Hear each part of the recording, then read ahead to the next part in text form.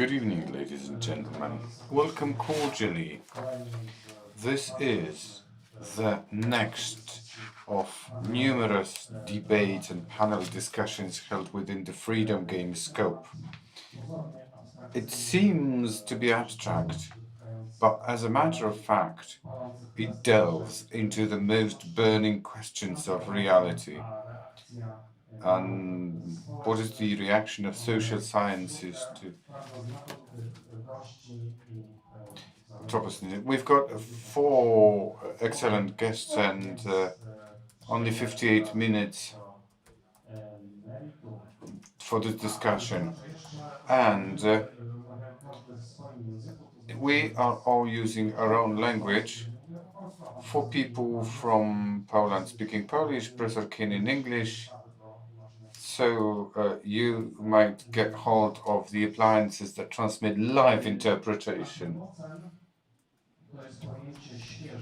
This is a fresh notion, but it was popular in the recent 20 years. There are controversies who used it. Paul Krassen, probably a chemist from the Netherlands, to speak to the geological clocks unit where human species has impacted geological development of the Earth. And conclusions are as follows. In brief, we live in post-Holocene period where human impact is the most important one that impacts the atmosphere and geosphere, which means that the borderline between nature and human has been blurred and is of no greater sense. It's a paradox. In Anthropocene, we cannot be anthropocentric. In this era, we cannot think about our own fate only, but also about the fate of other species, because their persistence on Earth is inseparable from our conditions of life. And we need to think about this world in systemic categories, dependencies of the world, and dependencies between human and nature. We are going to discuss this epoch and relation to social scientists. We have representatives of different branches of sciences, a philosopher, political sciences representative, sociology representative. Therefore, question goes to our Australian guest, Professor John Keane. Well, this question will go to other participants, but Professor is the first to answer. Anthropocene. Is this the right notion, the right name to describe today's condition of the world, today's standing of the world? Jensen Moore, Donna Haraway, and other authors say that Anthropocene suggests that people have rebuilt, have reshaped the world. But we need to ask, which people? Or white, rich males from highly developed countries, probably? Inhabitants of southern countries? They could feel the results of their changes without actually being the agents in it. So Anthropocene, capitalism, centrism, or any other notion, which one would give a good description of the situation we're in at the moment? Dziękuję bardzo, and good evening, ladies and gentlemen. I think this is a period in which there is what the French, great French sociologists called a period of classification struggles. I mean, there is an effort to find terms and a language to grasp, to make sense of, to name politically to act upon the destruction, the accelerating destruction of the biosphere in which we dwell. And there are competitor names. You mentioned Donna Haraway. She speaks about Anthropocene. This is quite a tough word even to pronounce in any language. Some insist that this has everything to do with capitalism, Capitalocene. Bruno Latour, who sadly passed away just less than 1 week ago, was sure that terrestrial, the concept of us as terrestrials, among other terrestrials, is a better way of speaking. Anthropocene is one of these words.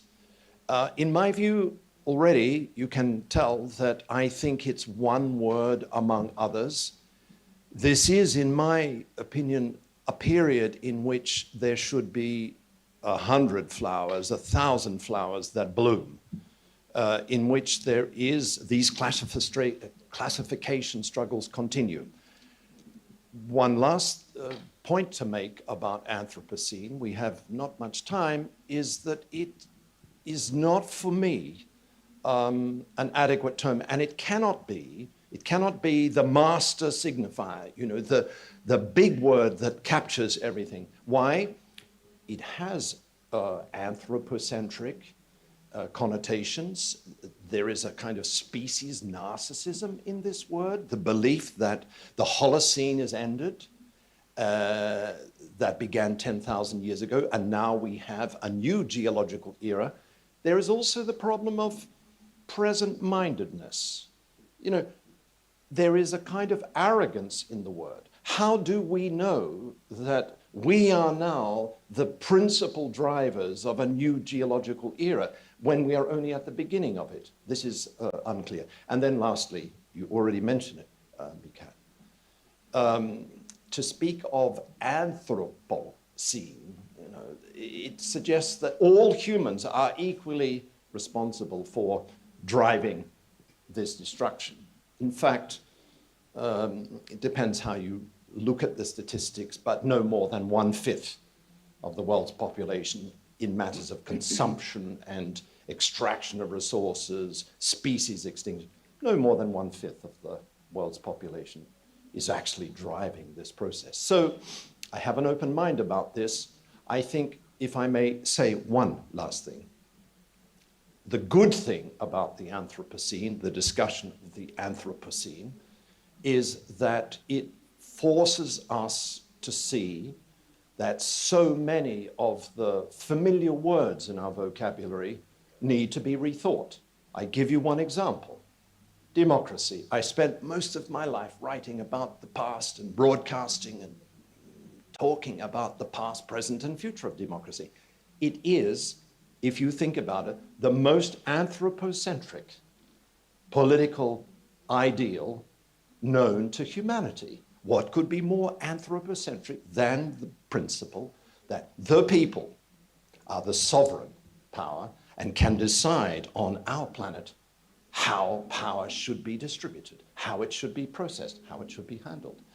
Democracy has to change, and that's what some of my work now is about. How to transform the meaning of democracy so that it is no longer, you know, an anthropocentric. And it's thanks to the big discussion since 2000, in the last 2 decades, thanks to the discussion of the Anthropocene, that we're forced to rethink keywords: society versus nature, human rights, democracy. These are all candidates for redefinition.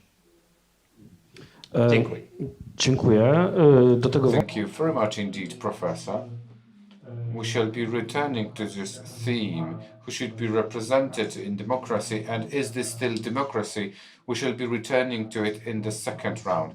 Now, Professor Radosław Markowski.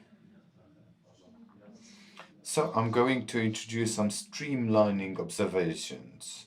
Anthropocene, the term described by life sciences, is not what we deal in social sciences, like it or not.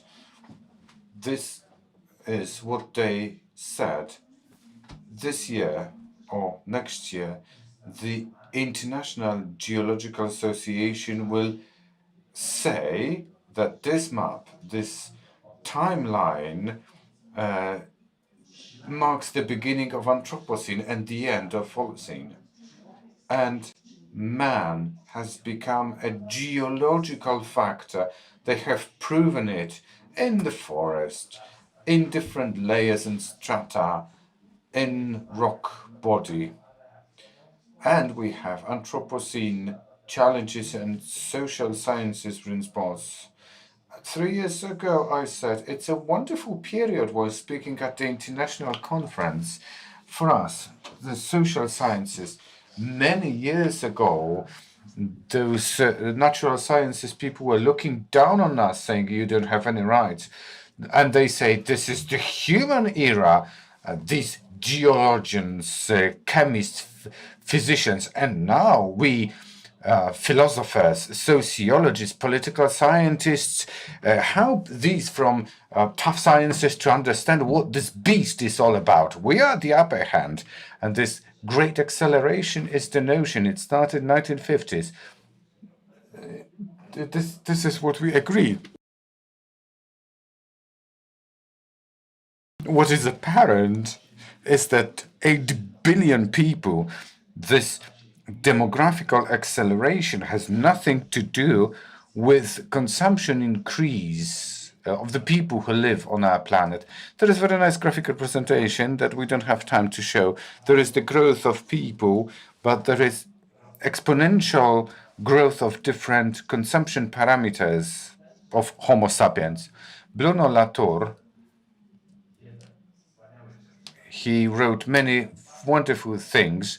He had two notions that he offered. Critical zones concept. He said that we people do not realize that we can live anywhere from the level of the sea up to 5 kilometers up there. Otherwise, we would have to have rockets and oxygen bottles, and there is no life away from this critical zone. And the other notion he coined, humanity should re-land on this planet, look around, seeing what they've done, and redefine what is worth doing and what is not worth doing. In this reaction of social sciences that I'll try to speak about from the point of view of economy and political sciences, the perspective is as follows. Social sciences have to rethink the paradigms. Who is man? And try to think it in the sense of modernization of reality and side effects that we have not expected.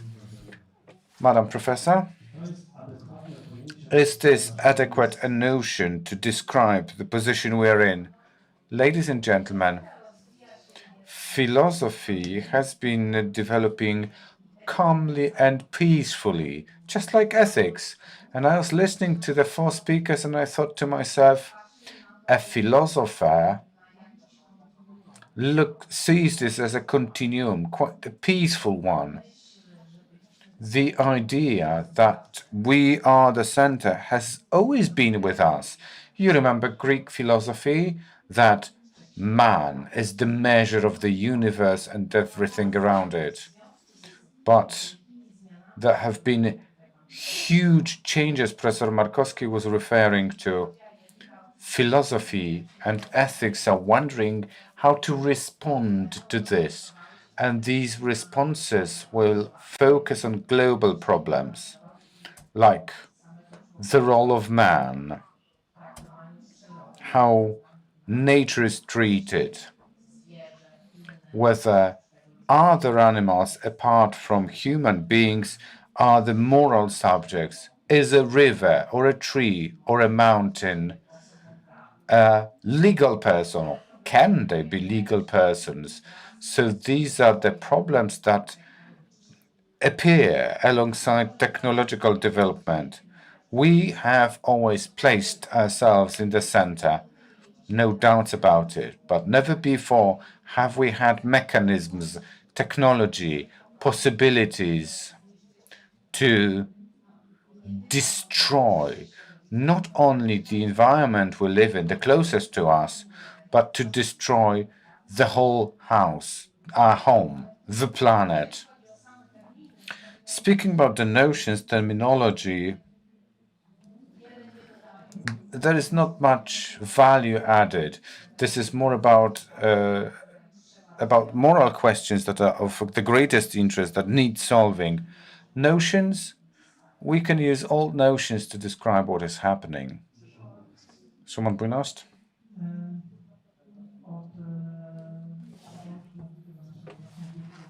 Ever since we started to exert a great impact on the planet, we destroyed half of coral reefs, rainforests, arable lands, are mainly used for agriculture, 3/4 for meat and dairy products, 80% 80% of depletion of other species. So there is an extensive list of destruction that is human-made. So we are the factor that changes the earth, and it changes it very quickly. If we squeeze in 4.5 billion years into a calendar year, 150 years ago, we started the Industrial Revolution. So in these terms, it's just a second away from here. And it has taken us a second to have this kind of huge impact on how the Earth operates, how much we've changed the climate, and so on and so forth. So it is justified to speak about Anthropocene. Professor Keane was saying that it might be slightly arrogant to believe that people have this impact, that we are the center of the world. I think that pretending that it is not so, that there is no impact of humans, it is turning the blind eye on the problem. We need to face the problem in order to find solutions to coin a better tomorrow. How much we've destroyed today, and how much we'll destroy tomorrow. I've given you some examples. You may find it interesting to know that climate change pace has been the greatest ever since an asteroid hit the Earth and did away with dinosaurs. If this is not a factor, so if we are the second worst thing that has ever happened to the Earth over millions of years, we come second in the ranking after the asteroids. So it needs to have a name, a proper name, and the name is Anthropocene. And we can discuss it later on in the course of our discussion. Anthropocene is a consequence, kind of, and capital-centric attitude is the center, is the key, is the source of the problems that we have introduced into the world. So let me ask you, I know what is the argument when people say this, that this is the capital, and Soviet Union has been transforming the climate, was transforming the climate. All right, I've never heard this kind of argument, not to this scale, and we need to look at the millions of tons of CO2, gigatons that we emit. What's the purpose? What's the reason for that? So that a handful of people have more and more, and it comes at the cost of billions of other people. Again, I'm a journalist, and my focus is the climate change. So we've got the most data with regards to this change. So 1% of the richest people in the world are responsible for twice as much of emissions as the rest of the world, the poorest.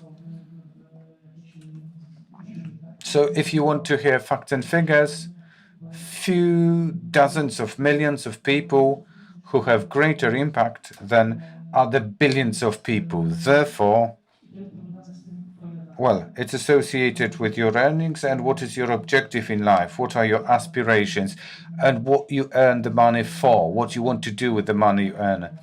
So there is this theme that poorer people suffer, although they are not responsible. True, but there is a more profound question that you need to ask. What do the poor people want to attain? If they follow the Western countries, they chase for money, to chase to get better cars, to fly planes. Consumption, it's not the question that they would like to live a different life, a peaceful life.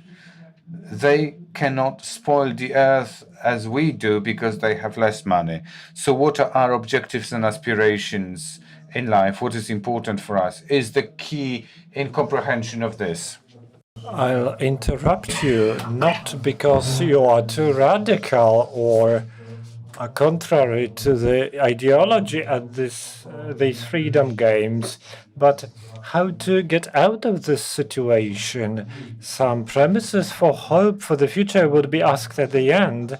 Now I need to ask you about the plot regarding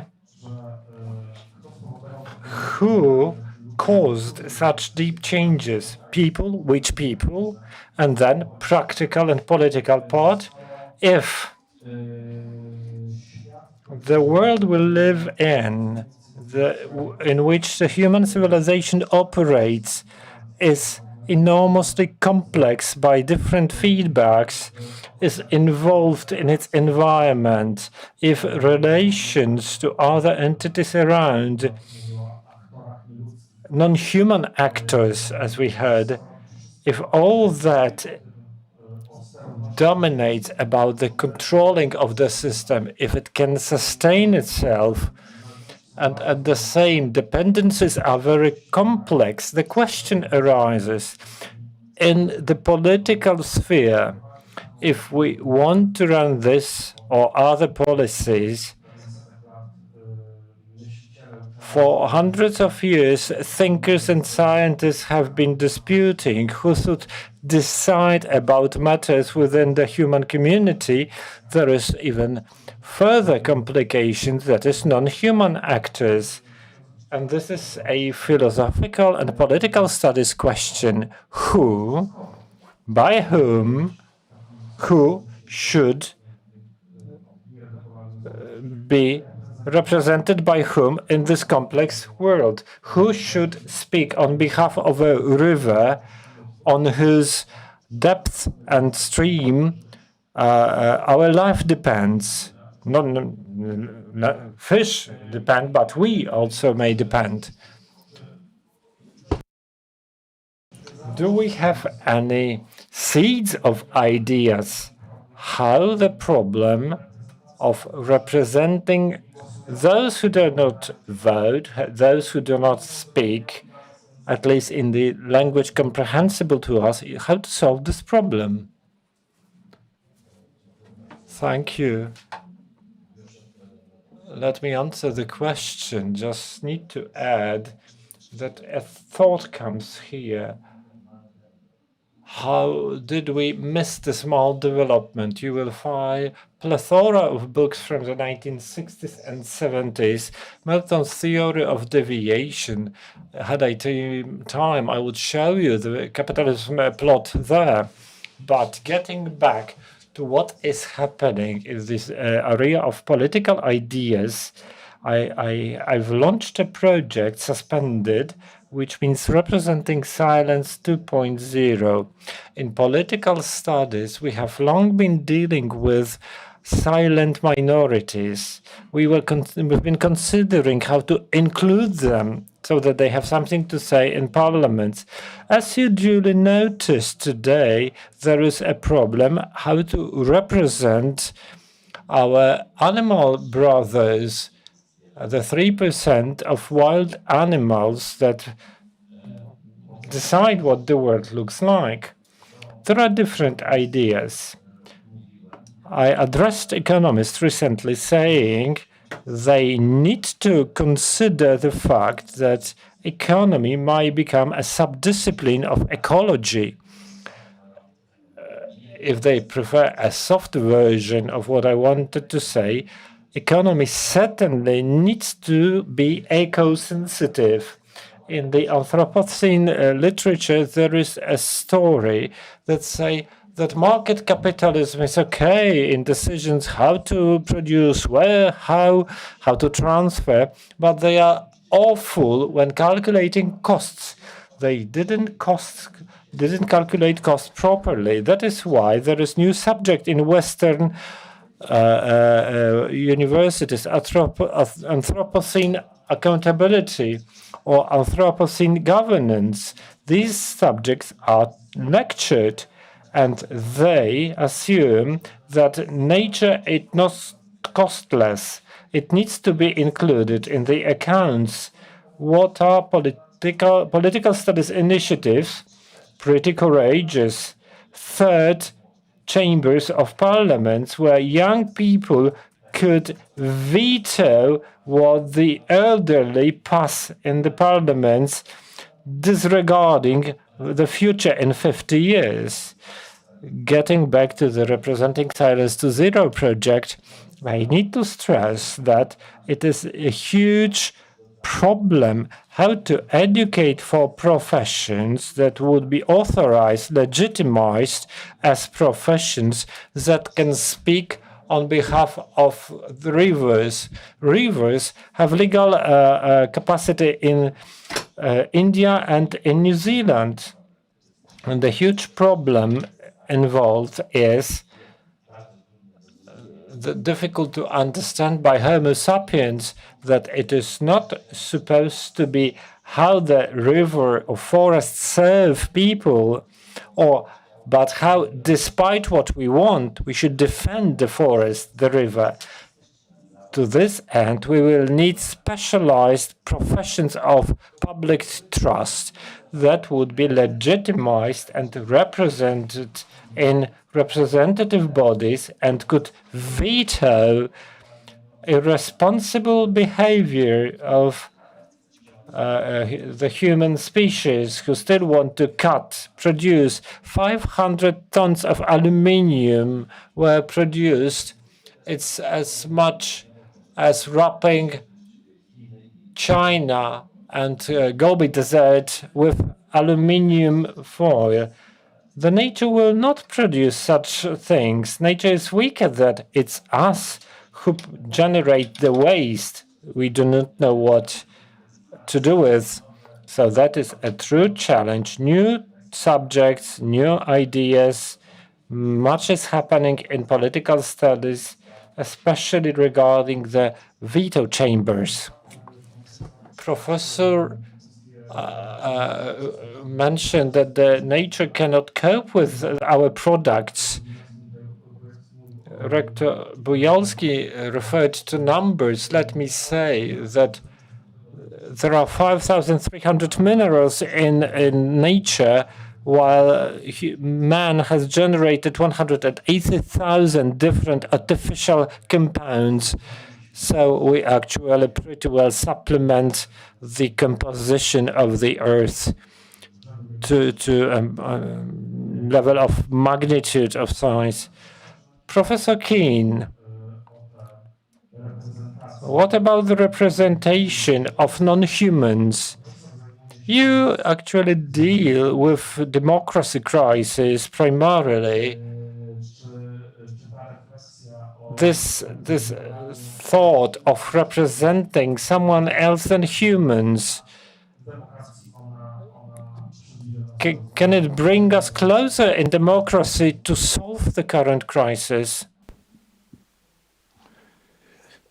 Yes. So I cannot, before saying a few things about representation, I want to say two things about the discussion so far. One is that there is one area in which the Anthropocene concept applies, and it's the nuclear question. I mean, there is a big Japanese discussion that is going on about this being the most important driver, ultimately, of the destruction of the biosphere in which we dwell. I mean, there were more than 500 explosions between 1945 and 1963. 6 of them happened actually just a couple of 100 kilometers from where I was born.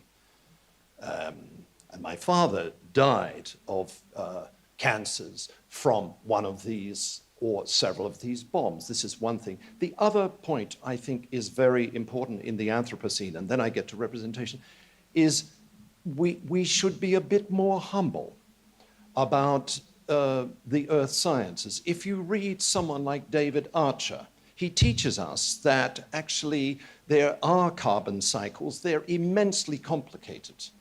And there are dynamics like the Milankovitch cycle, in which, we are forced to think about our planet as circling but wobbling.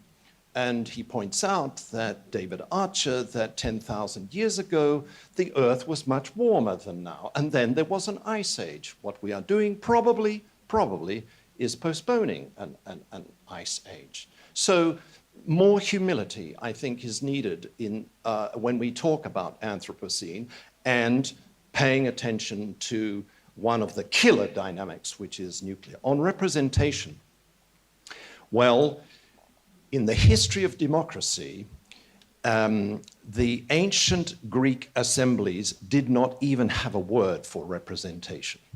And the marriage of the words representatio and demokratia happened only in the last years of the 18th century, where the notion of representative or electoral democracy was born. Principally in democracy, that meant that democracy was about self-government of people through their chosen representatives, through periodic elections and having parliaments and so on. We know that.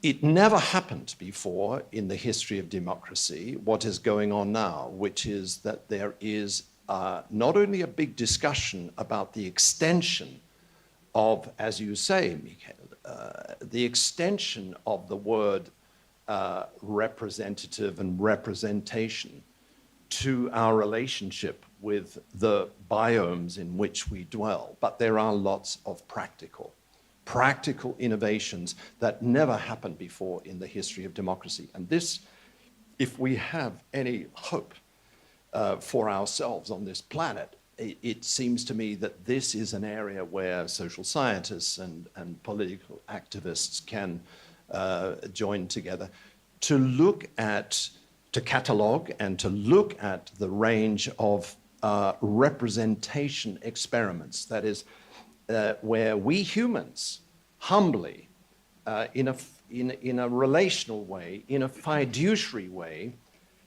use the language of representation to include not only rivers and forests and species, but actually to think about the whole biosphere. This is, for example, the Gaia discussion that Latour was very active in promoting.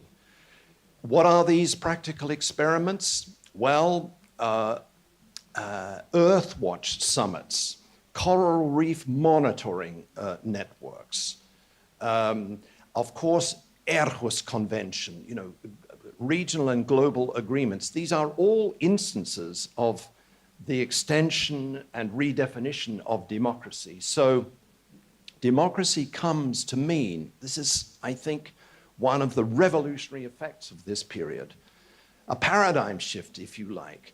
Democracy comes to mean the self-government of peoples living on patches of the earth, choosing their representatives, but also including the biomes in which they dwell, where there is a defense of those biomes against human destruction. Bruno Latour liked to quote the great slogan of the Zaddists. We are not defending nature, we are nature defending ourselves against humans. Well, this spirit is very much, I think, part of this shift, this attempt to redefine democracy so that it is no longer a homocentric idea. And among the most interesting, I finish with this, examples, practical examples, and I have written about this most recently in The Shortest History of Democracy, which is not in Polish yet. I call it biodemocracy. If you look at the center of the continent in which I live, there is a very large rock. It's a very important spiritual place for indigenous peoples. In the last 2.5 decades, there is a form of self-government that has been born in this area to protect this rock called Uluru. And when you look at it, when you look at how power is exercised and the meaning of the election of representatives to protect this large patch of the continent, you see that it defies every textbook understanding of democracy. What goes on? Well, periodically there are elections to a governing committee of humans. They are overwhelmingly black. How do they think about their role as governors of this patch of the earth? They do not think that they are sovereign people who are entitled to do anything. What they are doing is protecting the origins of the earth, Dreamtime it's called, protecting the traditions that are told to them by their ancestors, protecting this area, a very sacred area, for the future. Well, this is an example of representatia in action. And there are, of course, New Zealand instances. There are some West Pacific examples. But there are growing numbers of these kinds of innovations, to repeat, that never happened before in the history of democracy. The truth, if I can put it like this, of representation and its redefinition is that it reminds us, the Uluru experiment reminds us that representation is not identification. That is, to put it more simply, we are representing animals. We are talking now about the biomes in which we dwell. We use language, we name things. In the broader sense, that is what, we can have a long philosophical discussion about it, but that is what representation does. It's a process of joy, of creating a relationship with people and objects, biomes, where they are named and they are drawn into a relationship with us. And this generates a kind of respect, a kind of need for trust, a need to protect objects, animals, and so on. Representation is what Edmund Burke, the Anglo-Irish politician and great political writer, called virtual representation. Yes, nature cannot speak, but it can and is being represented through all of these political experiments that are going on. And if there is any hope for we humans on this planet, it is, I think, the defense of these experiments and their proliferation, their multiplication, wherever it can be done. Pani profesor? Tak, Madam Professor, a philosopher needs to ask a question. Why? Why should we be interested in this? We started with a problem. We have altered the earth. We've been changing the earth so that it is dangerous to us, to our existence. But we are interested in ourselves. Kind of our perspective is a self-care perspective. And Professor was mentioning silent minorities. We need to say that this group of people, group of persons, in philosophy, a person is a moral subject of moral value. This expands For Aristotle, it was neither a woman nor a slave that were a moral subject. Until 19th century, a peasant was not one. Now, all Homo sapiens belong to this milieu, and we are wondering how to introduce animals different from people.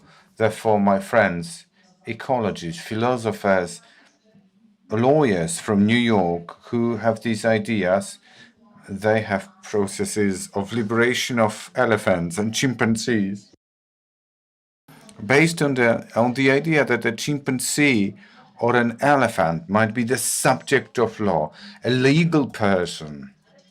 But why? What is the worth in us, in other animals, in a river, a piece of rock, or a mountain, so that we need to care about it? And the first response is return to ourselves. We take care of that. We think about rivers and other things so that we, as the species, are able to survive. Other animals, the river, the rock, is there anything valuable as such? Not because of our own good, because this is anthropocentrism that we have that has brought so many problems. But we look for an independent value independent of us, of our life, our survival. And it's not that easy, I need to tell you. When I ask my students at the biology department, why should we have invested so much money to save panda bear, that hardly do they know the answer. It's a sweet bear when you watch films, and there are reels on the internet that feature panda bear. Excuse me for chopping in order to improve the image of the People's Republic of China. This is why we did all the saving, panda diplomacy thing. I'm not delving into this problem, but what's wrong with some species dying out? There might be nothing wrong. Like, for example, dinosaurs are extinct now. You might say that the world should be diversified, but why should it be diversified? These questions pertain to this basic question. Would the world cope better without us? It's a wrong question, because we are the ones to judge it. If we are not here, we are unable to judge it. I know how it sounds. It's very anthropocentric, I'd say. But do we have any other perspective? Do we have the basis to think some other way? And the last thing that I think as a philosopher is finding the value. And this value is pivoted on the fact that we feel that we are beings, and other animals are also beings that can sense and feel. Responding to Professor, today's pace of heating, according to NASA, it's not my opinion, but this is NASA publication, 20 times faster compared to the heating period after the last ice period. But for human impact, it would be the temperature lowering period rather than temperature increase period. So our impact is really visible and apparent. Returning to the previous question, yeah.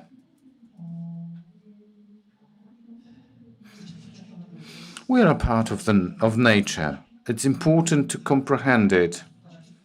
Each of us are composed of thousands of beings, bacteria, fungi. We wouldn't have been here but for them. And the first law of ecology says that everything is connected with everything else.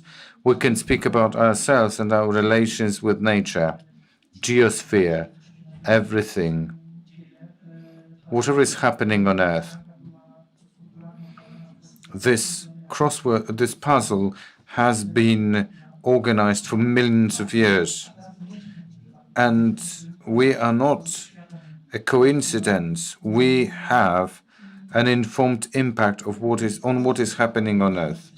And I do realize that we are a part of nature, that we're composed of other beings. Many people realize it. But this is not the discussion that is easy to understand by millions. The awareness, the depth, comprehension, proximity to nature is wonderful when we look at indigenous people. I'd like all people to live this way, but it will not live this way. We are in the era of capital, of ownership.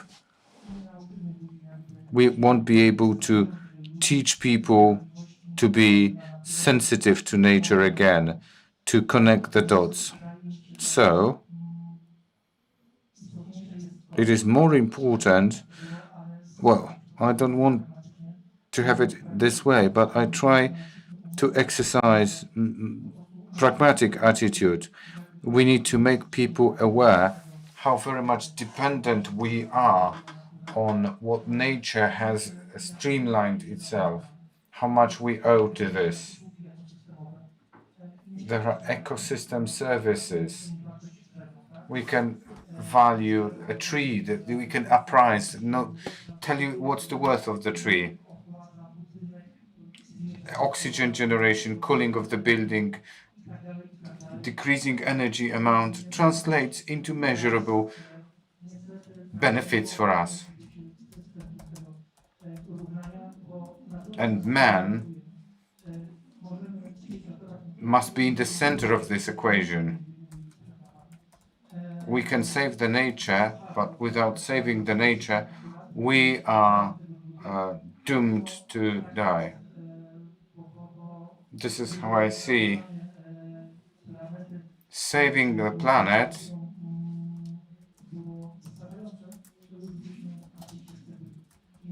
If bringing us closer to the planet was enough, we would have been there, but we have been detached from the nature too much. We need to find people where they are. Most people are not in the place, and they will never reach this deep comprehension. It does not mean that they want to see the destruction of everything of the planet. They do not know the interdependencies. They don't know the planet, what it is. They do not want to see the world collapse, but you need to translate them in the language of measurable benefits that people know, because what is harmful to nature is harmful to all of us here and now. I can see that we are running out of time. 3 points about 3 things. One thing, without expanding, we need to start understanding animals. One of the most beautiful sentences I've ever read in literature, a hero said, "I'd like to be the man my dog believes me to be." We could speak about it at length.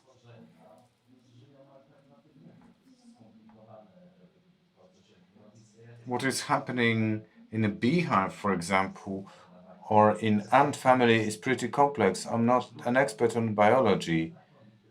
And the second thing, James Mintbridge, American political scientist, 2003, and there is a suggestion.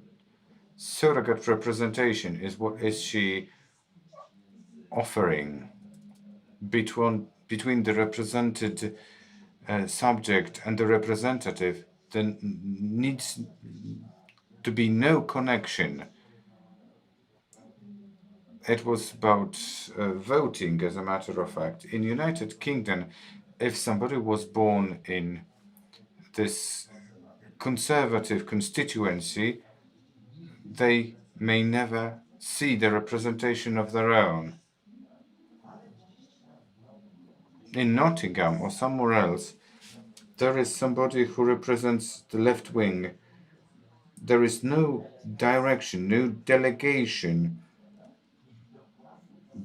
And the same mechanism should be taken into consideration when we think how to represent animals.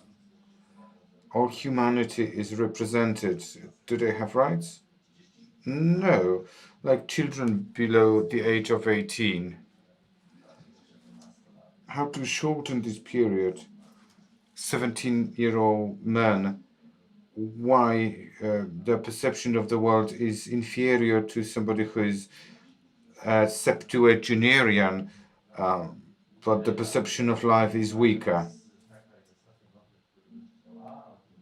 And the last thing that I want to touch upon, Anthropocene, pretty radical. I'm getting pretty radical. This debate is going to clash with monotheistic religions. Family, family, family, of course, Polish family, man, man, man, human. Or somebody's going to say, we've got a wise priest who sometimes speaks about animals. But normally, animals are not mentioned. It's not about our priests, these lazy ones, but it applies to many religions. And Eastern religions have got a different notion, perception of women and animals. They protected trees 50 years ago, being in danger of being attacked by the police. This is part of history, but we never reacted before. Ladies and gentlemen, 7 minutes left before I request our guests to give us a wrap-up and to tell us where we take hope from. Is there any question? You made it. We don't have many microphones, I'll be using mine.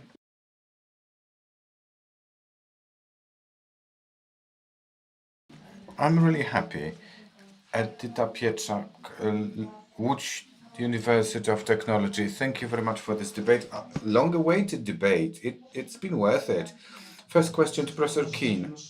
We've got 6 minutes, 35 seconds, so be brief. Because you were speaking about redefinition of democracy and the chances given by Anthropocene.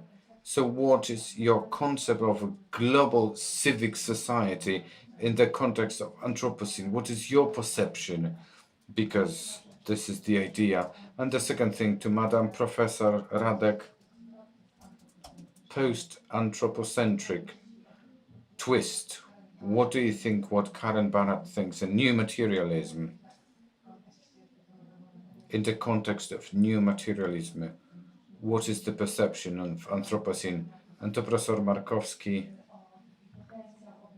civic potential that is inclusive and exclusive for non-human beings. What is your perception of this? Because these are interesting things. So we've got ready questions. And thank you, Szymon. No questions to you, you've said everything. So let's start with Professor... No. Let's start from the end. 1 minute for each of you. Professor Markowski first. Again, I'm surprised with this Polish saying, homo homini lupus est. So if we learn about wolf packs, a wolf to a wolf is more human than human to human.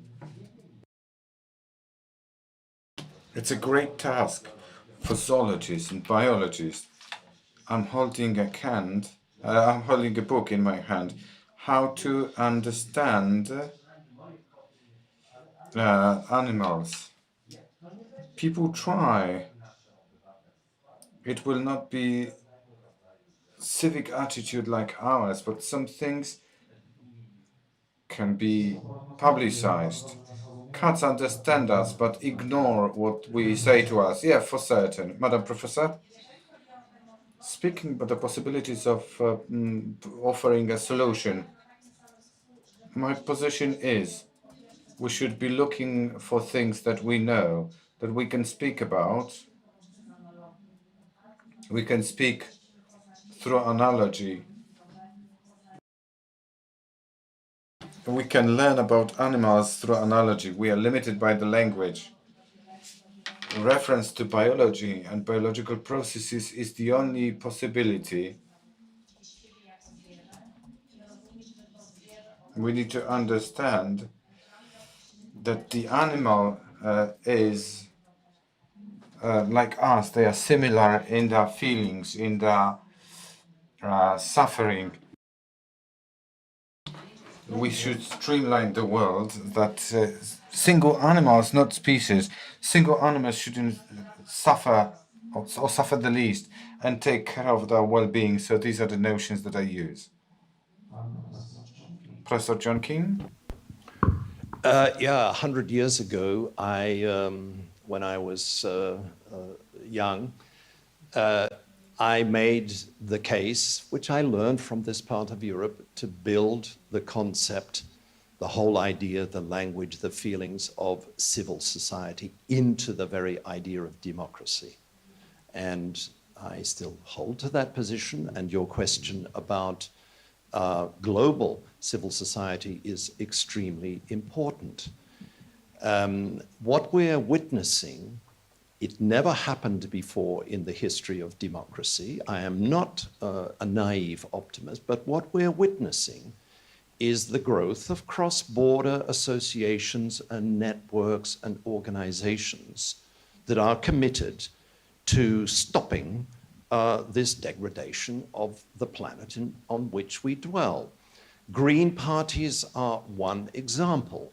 You know, I come from a country that claims to have had the first Green Party in the world. You don't have one in Poland, and actually I have to say that the discussions tonight reflects that. If you have a Green Party that stirs up trouble, it changes the whole discourse. There are 3 members of parliament. We have an upper house which is controlled by the Greens. You know. So it's this cross-border cooperation, typically non-violent, that involves a proliferation of a whole set of new institutions. And there are 2 examples I would give of this. One, we didn't discuss it tonight, is the importance of energy regimes. You know, if you look at the history of democracy, the ancient Greek assemblies were basically forms of democracy where muscle power, male muscle power, was the prime source of energy. They rode the warships and so on. Interestingly, representative democracy, born at the end of the 18th century, it almost died by World War II, was a revolution in a reimagining of democracy that happened simultaneously with a shift to carbon energy regime.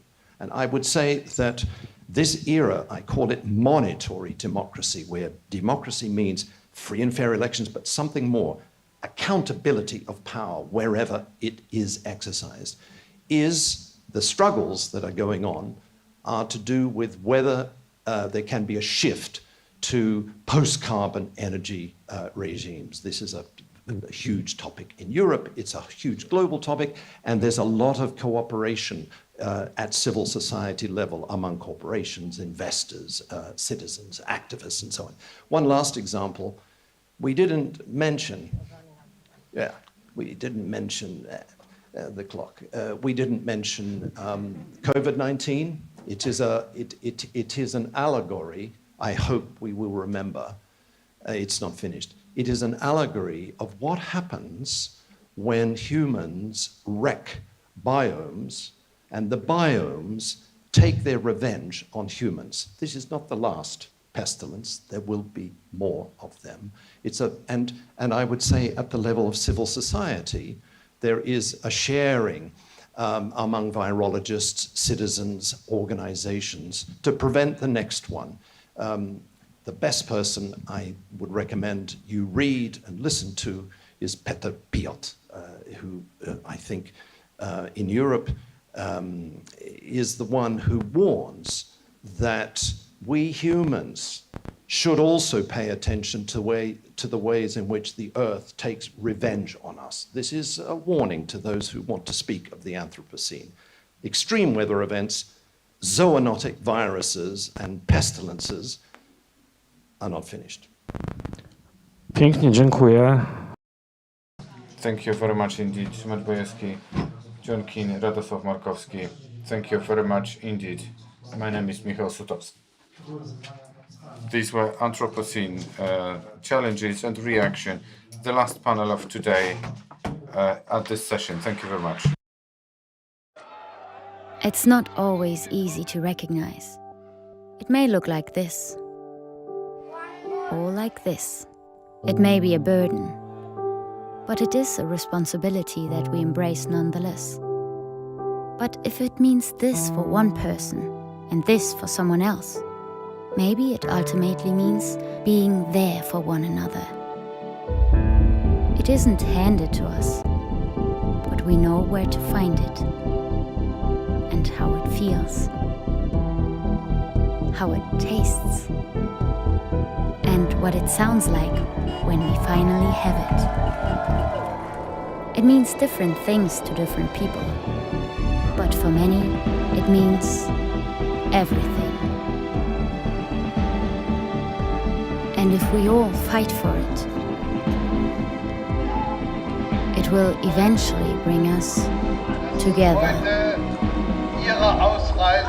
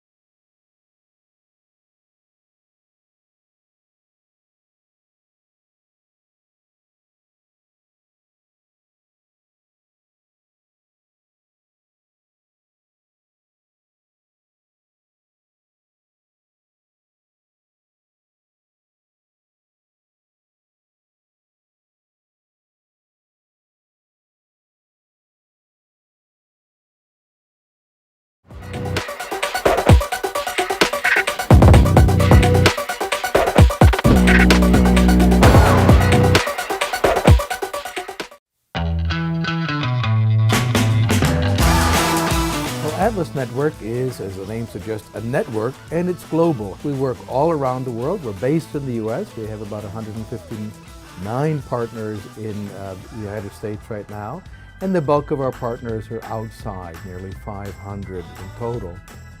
Atlas Network, it connects people from all over the world defending the idea of human dignity, defending human rights and personal liberties. Atlas Network is focusing on, I think, the most important and moral cause in the entire world. We partner with local innovators, local leaders who understand conditions on the ground in communities facing real challenges. We look at the people from the worldwide freedom movement that are passionate, are ready to make a difference, understand local conditions, and we invest in them. At Atlas Network, we unleash individual ingenuity to enrich humanity. The United States does not have a lock on the idea of freedom and liberty. Those ideas are beyond borders.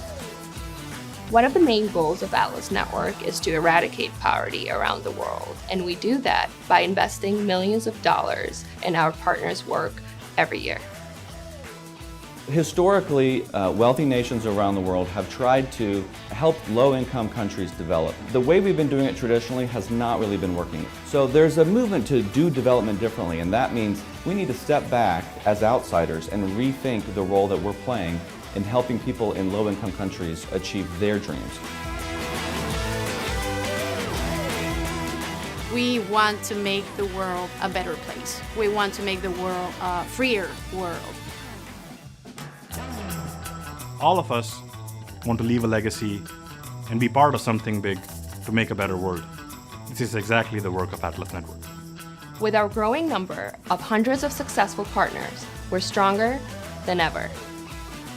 Changing the world Changing the world Changing the world starts together with us.